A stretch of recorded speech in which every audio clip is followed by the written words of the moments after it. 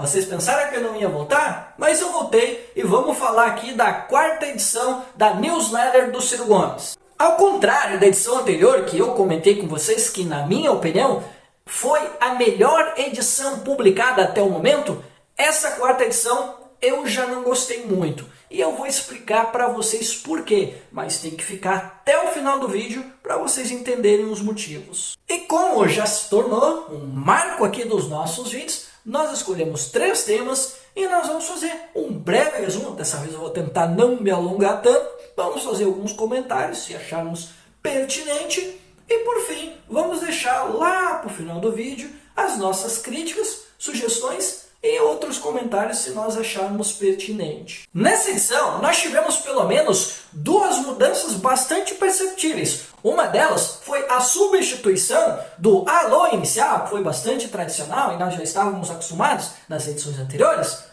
pelo mini editorial. E a outra mudança é com relação à sessão de rapidinhas, que dessa vez ficou um pouco mais delongada, teve alguns outros temas e teve um nível de detalhamento um pouco maior. Na introdução do seu mini editorial, Ciro ele traz um argumento que já não é uma novidade para nós, que acompanhamos Ciro já há algum tempo, ou que acompanhamos as outras edições da newsletter, que ele toca no tema de que é preciso se avaliar objetivamente aquilo que um governo promete e aquilo que ele de fato cumpre, ou melhor dizendo nas suas palavras, aquilo que ele entrega. E esse editorial ele vai muito em linha em alguns momentos da campanha eleitoral e principalmente naquela participação do Ciro na Universidade de Direito, lá em Lisboa, no ambiente europeu, e o Ciro inclusive cita ali na sua newsletter, na sua editorial, de que a esquerda brasileira ela bebe muito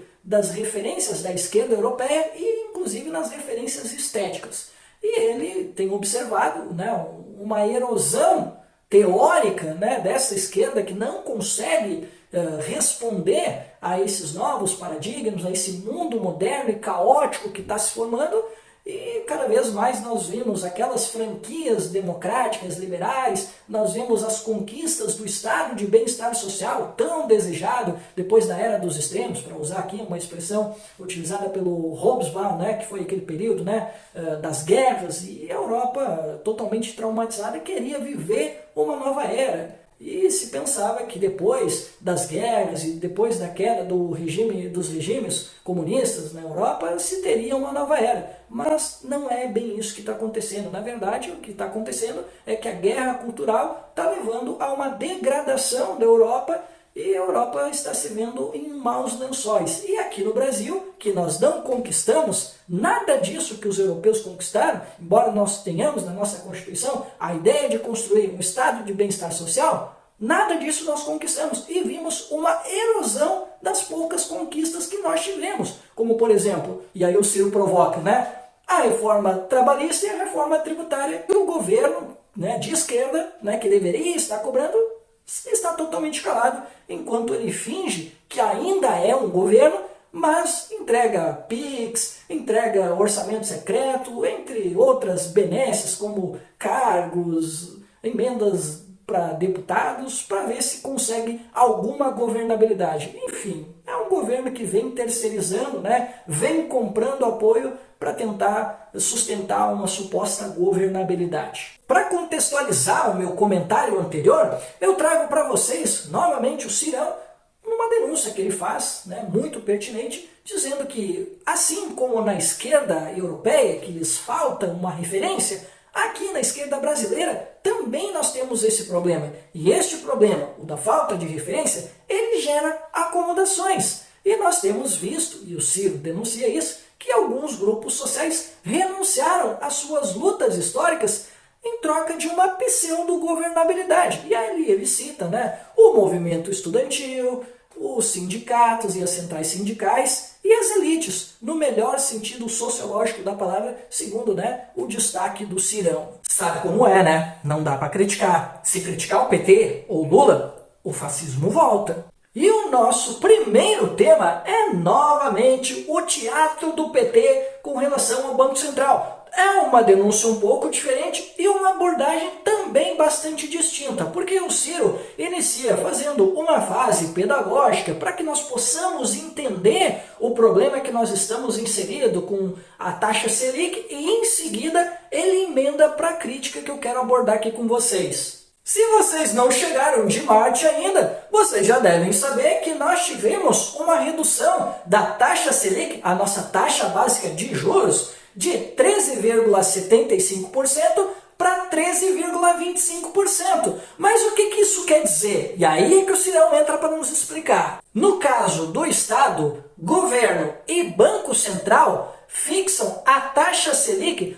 como uma forma de controlar a dívida interna e a inflação. Já para as pessoas, o Cirão ele aponta pelo menos duas consequências práticas. A primeira consequência prática é que quanto maior for a nossa taxa básica de juros, a nossa Selic, maior será o montante que nós iremos pagar de juros para a dívida interna. O que significa que nós iremos tirar dinheiro da educação, da saúde, do saneamento básico, da segurança, da assistência social, entre outros gastos essenciais para a nossa comunidade, para transferir esses recursos para o pagamento dos juros. Só para que vocês tenham um referencial de valores a pagar aos juros, quando nós estávamos no nosso referencial de 13,75%, o Brasil estava pagando em torno de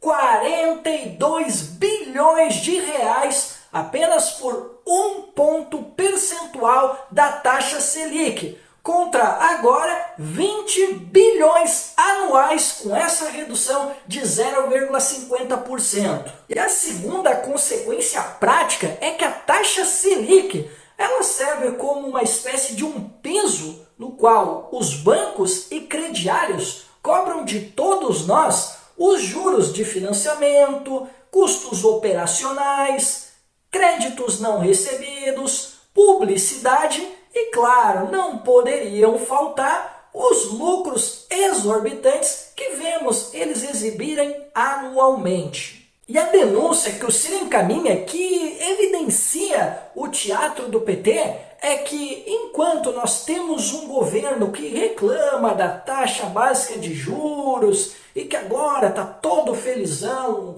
esboçando os números de agora, não foi capaz de sequer apresentar um estudo técnico para mostrar que era possível reduzir ainda mais os números dessa taxa básica de juros. Poderia ter reduzido aí entre 1%, talvez 2%, mas infelizmente ou o governo não tinha esses estudos ou se omitiu. E outra coisa grave, e ao contrário do governo federal e a atual diretoria do Banco Central, Ciro lembrou de outras edições da newsletter no qual ele mencionou um estudo técnico de economistas muito gabaritados da Universidade Federal do Ceará, ligados ao CAEM, o Centro de Aperfeiçoamento de Economistas do Nordeste, no qual eles demonstraram que era possível reduzir a taxa básica de juros para até 11%, enquanto o governo só reduziu para 0,50%, uma mudança, convenhamos,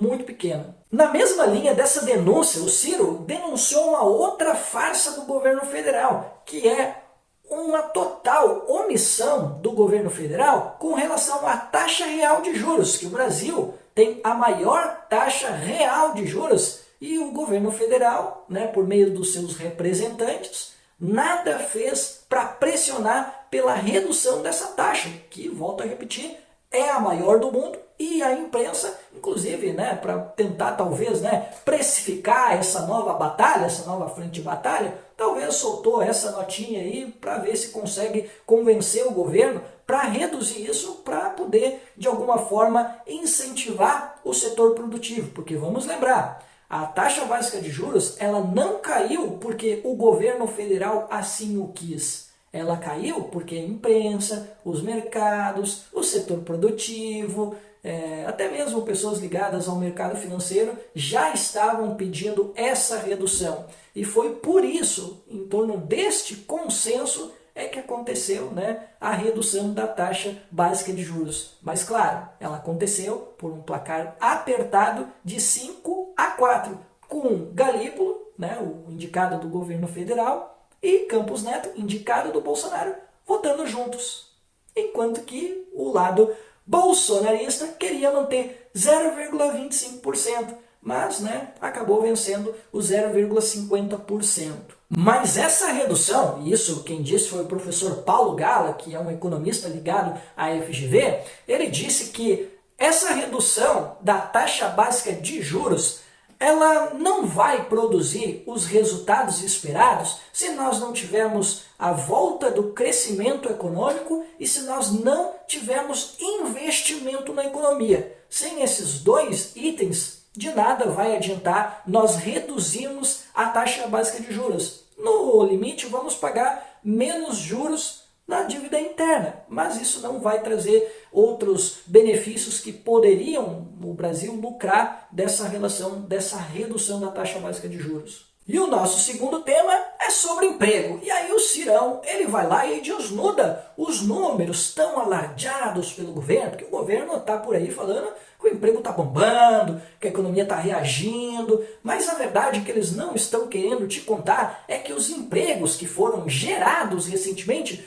foram no setor público, não foram na iniciativa privada. E ali, na iniciativa privada, nós estamos vendo aquele cenário de degradação, dado né, que o PT ele não quer enfrentar a reforma da Previdência e a reforma trabalhista. E o resultado disso é que ali onde há a dinâmica, onde a gente se espera a produtividade, que são nos mercados, a gente está vendo uma informalidade de aproximadamente, talvez seja maior, de 40%. E um dos dados que o Cirão trouxe aqui para discussão é que dos desalentados, que são esse grupo de trabalhadores que buscavam um emprego, mas que não conseguiram encontrar o emprego e assim desistiram, esses representam 3% da população economicamente ativa, o que representa números em torno de 4 milhões de pessoas. E já que o Cirão promoveu algumas mudanças, eu também quero trazer uma inovação. Eu quero trazer um tema lá das rapidinhas para ser o nosso terceiro tema. E nós vamos falar sobre o Peru e a conjuntura daquele país e as relações exteriores do Brasil. Antes da denúncia, o Ciro relembrou que em 2021 o Peru elegeu Pedro Castillo, do Partido Livre, né, o partido de esquerda, e ele tinha ali como intenção trazer uma política mais voltada à sociedade peruana e uma política externa mais voltada à América Latina. Mas ele foi encontrando dificuldades devido a uma campanha raivosa, muito bem orquestrada pela oposição política e também né, com a imprensa que fazia denúncias e oposição bastante raivosa com relação ao Pedro Castillo. E isso acabou contribuindo para um governo com muitas dificuldades. Mas não só isso, além das dificuldades, ele teve que enfrentar processos de impeachment, o que acabou acontecendo, né, o golpe de Estado contra o Pedro Castillo, e ele não só teve o processo de impeachment concretizado, como ele também foi preso. E aí assumiu a sua vice, a Dina Boluarte, que logo, quando assumiu, já tentou se distanciar do Pedro Castillo. E aí, partindo para o lado da denúncia, o Cirão ele lembrou que a primeira medida que a atual presidente fez foi trazer as tropas norte-americanas para o Peru, no momento em que o Peru está em efervescência com protestos que irrompem as ruas de jovens estudantes urbanos, na sua maioria, e também nós temos bloqueios e protestos em comunidades tradicionais que são afetadas pela mineração. E aí o Cirão provoca. O governo brasileiro vai se omitir diante desse grave precedente? E galera, eu confesso que a provocação que o Ciro fez ao governo federal me pegou. Porque eu estou há pelo menos uns 3 ou 4 meses denunciando a omissão do governo federal com relação à situação no Peru. Porque há praticamente 6 meses nós já estamos vendo jovens estudantes e também comunidades tradicionais sendo gravemente feridas em protestos, né? Repressão total aos protestos no Peru.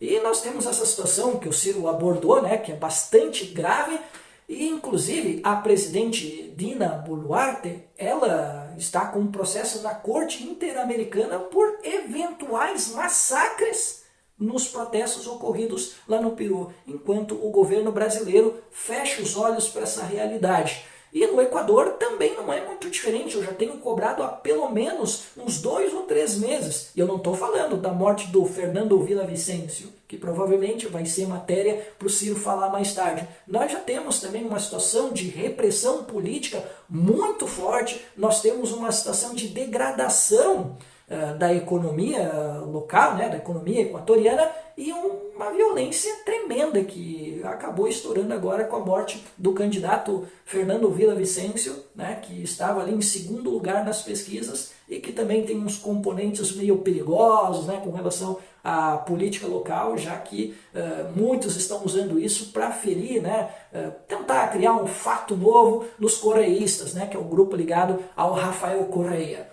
Então eu achei interessante esse destaque do Ciro e eu resolvi trazer esse tema para cá. Bom, agora as rapidinhas. E o meu primeiro destaque que eu faço é com relação ao Jones Manuel. O Ciro, ele abordou ali a situação dos expurgos, né, no PCB, e ele disse que ele tem dificuldade de conceber pessoal e cientificamente o marxismo-leninismo, mas ele não consegue concordar com o que aconteceu, né, com os expurgos que aconteceram dentro do partido, e ele disse que, embora se tenha discordâncias com relação ao Jones Manuel, é inegável que o Jones, ele sabe o que fala. E o outro destaque da rapidinha fica por conta de Davi Capenaua, que é uma liderança Yanomami, e ele disse que mesmo no governo Lula, que é o governo que diz que ia retomar o protagonismo, o cuidado com os indígenas, ele, nesta liderança, disse que os indígenas continuavam morrendo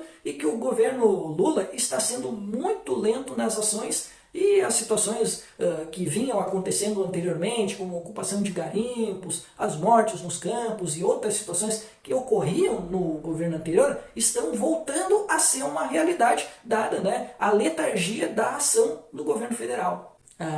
Então vocês ficaram até aqui? Então vocês já vão saber por que eu não curti tanto essa newsletter do Ciro Gomes. E pessoal, eu quero deixar bem claro, é uma questão muito pessoal que eu vou abordar aqui. Olha, nada contra abordar o 8 de janeiro, pedir que os eventuais responsáveis, aqueles que financiaram, que eles sejam punidos, tudo certo. Agora, pessoal, eu não curti nem um pouco o Ciro ter colocado de maneira muito delongada esse tema. Pessoal, foram 2 sessões para falar sobre esse tema. E assim, galera, convenhamos, um tema que parece que está tudo acertado entre o governo federal e os bolsonaristas para que nada ocorra. Então, assim, eu acho que o Ciro perdeu um tempo danado de ter utilizado 2 sessões para falar de um tema que depende, no fim das contas, do governo federal e do trabalho da CPI. Não vai adiantar muito a denúncia com relação às omissões do governo federal ou, sei lá, as pretensões golpistas do governo anterior. Sinceramente, eu vejo como uma polêmica que não vai levar a lugar nenhum, tá? Essa é a minha opinião. O Ciro poderia ter dedicado um espaço pequeno, uma sessão apenas, ou quem sabe, poderia ter colocado ali na rapidinha para não tomar muito tempo com um tema que não vale muito a pena abordar tanto. Ele poderia ter aproveitado, de repente, para falar sobre a deflação de preços, que o governo Lula tenta enganar as pessoas de que a economia vai indo bem, né? E as pessoas vendo os preços, né, baixando, eles acham que está tudo certo, mas não está, né? O Ciro inclusive fala ali de uma situação de talvez uma estagflação ou uma situação de recessão, enfim.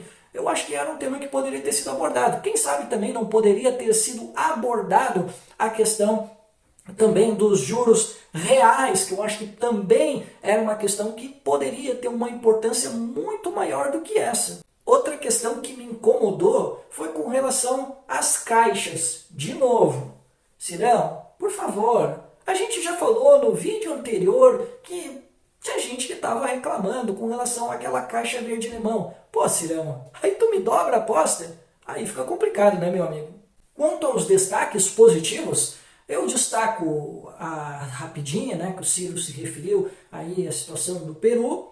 Destaco também as denúncias que ele fez com relação ao Banco Central, a uma certa pedagogia que ele trouxe nas explicações. E claro, eu não poderia deixar de fazer um outro apontamento nas rapidinhas, que foi uma leve alfinetada na agência Fitch Ratings com relação à situação ocorrida agora com o rebaixamento das notas dos Estados Unidos. Essa foi uma provocação bastante interessante que o Ciro trouxe lá nas rapidinhas. Bom, pessoal, então esse foi o nosso vídeo. Se vocês gostaram, vocês já sabem, dá o like, comenta, compartilha, ativa o sininho para receber as notificações de novos vídeos. Era isso e até mais!